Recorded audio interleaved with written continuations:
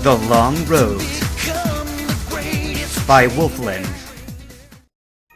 Chapter 18. Epilogue. Growing up the son of the richest man on this side of the Western Sea, Stephen was no stranger to opulence. He'd seen his fair share of expensive furnishings and rooms 3 times the size they needed to be, which was why his temporary quarters in the guest suite at the Evergrande League building didn't really shock him in the way it might have for a less well-off trainer. In fact, for the first time he could remember, he was glad for all of the extravagance. The generous size of the suite was perfect for his Pokémon, and the first thing he did upon arriving at his room was to release his partners from their Pokéballs. They only stood and gaped at the rich draperies and marble floors for a moment, before fairly mobbing their trainer in an enthusiastic group hug that left Stephen laughing, slightly bruised, and thankful that Skarmory wasn't exactly the hugging type. Fairly fending off his Pokémon, he finally convinced them to settle down enough to explore their new home. As best they could, all 7 of them shuffled from room to room, oohing and ahhing until they ended up giddy and breathless on the spacious balcony that overlooked the island. Suit jacket long since discarded, Stephen leaned against the railing, sighing as the sea breeze tousled his hair.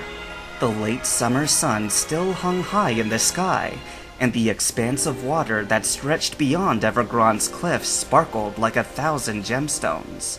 He'd often dreamed about what it would be like, the promise of spending every tomorrow with his Pokémon, what it would feel like with the weight of Devon lifted from his shoulders. Sure, there was a new burden now, but with his team at his side, he figured that was one he could handle. But despite the serene backdrop, he found himself frowning. What Drake had said lingered in his mind, that winning the championship position was the easy part. Hanging on to it was where the difficulty lay. As the youngest champion in Hoenn's history, he'd just painted a huge target on his back. Veterans salivated at the thought of preying on a fresh champion, and a new crop of trainers would be inspired to start their own journeys. And they'd all be coming for him. He'd have to train harder than ever, but that wasn't the problem. The problem was, what happened if it wasn't enough? His hands wrapped a little tighter around the balcony railing, only to feel a reverberating hum travel up through the metal. Metagross's presence shifted at his side, and Stephen looked down to find his starter staring at him with conviction in its gaze. They wouldn't lose. Not if it, and the 5 other Pokémon crowding around the balcony, had anything to say about it. Smiling, Stephen shook his head. "You're right. I can't think like that. Forgive me, I'm probably just tired." Metagross rumbled in agreement, eyes now fixated on where Cradilly had nestled up close to Armaldo, and the way Skarmory's head drooped in a sleepy nod. Even the stalwart Aggron couldn't stifle a yawn. Excitement or not, the day's battling had taken a toll on them all. Before turning back to the room, Stephen spared one last glance at Hoenn's landscape. They'd have all the time in the world to admire that view, as long as they worked hard. Running a hand across Metagross's brow as he went inside, he made his way over towards his pack. Scooping it up, he deposited it on the bed, before rummaging through to retrieve a more comfortable set of clothes.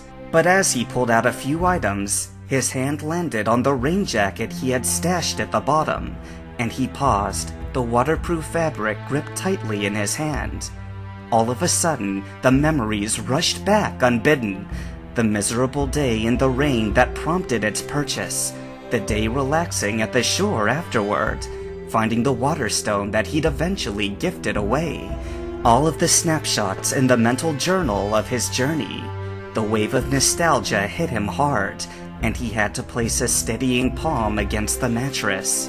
He'd come so far, so very far from that empty house in Rasburo, from that quiet boy who only hoped to one day make a name for himself that wasn't Devon, to strike forth into the world and see great and wondrous things with his own 2 eyes. And here he stood, with his pack fuller than his wallet, the wealth of experiences far more valuable than any riches from a corporate bank account, and he couldn't have been any happier. When he got no further than unpacking a handful of items, Metagross rumbled a curious tone that stirred Stephen from his thoughts. I'm sorry. I'm awfully distracted today, aren't I?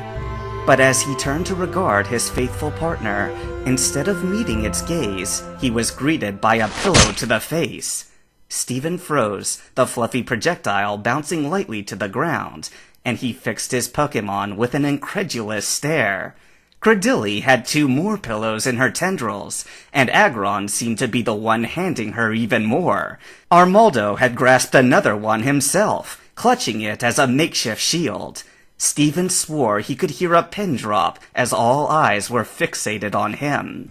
At least, until another pillow was sent his way, a psychic blue outline telling him either Claydol or Metagross was the culprit.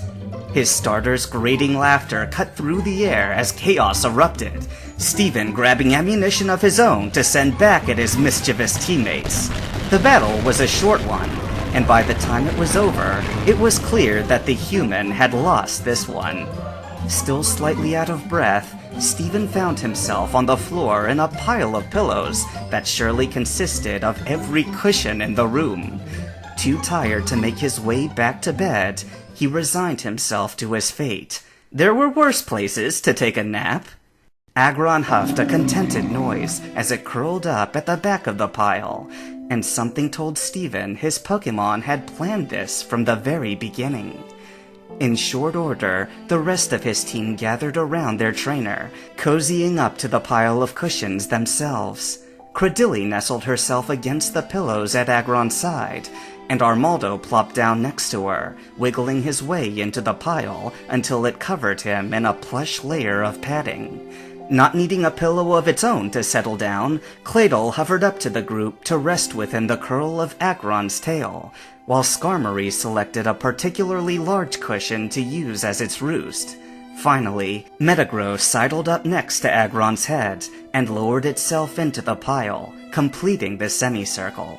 Laying there, surrounded by his Pokémon, Stephen couldn't help but be reminded of the night they'd spent back in Rustboro, the night that he'd solidified his resolve to climb to the top, the night before he'd made his partners a promise that they would reach that height together, the same night before they'd resoundingly agreed to go with him. And again they gathered together the night before they'd officially make that promise a reality. Feeling the satisfied hum of his starter, Stephen sank even further into the pillows, giving one last look back to the forgotten 4-poster bed. No, this wasn't a bad place for a nap at all.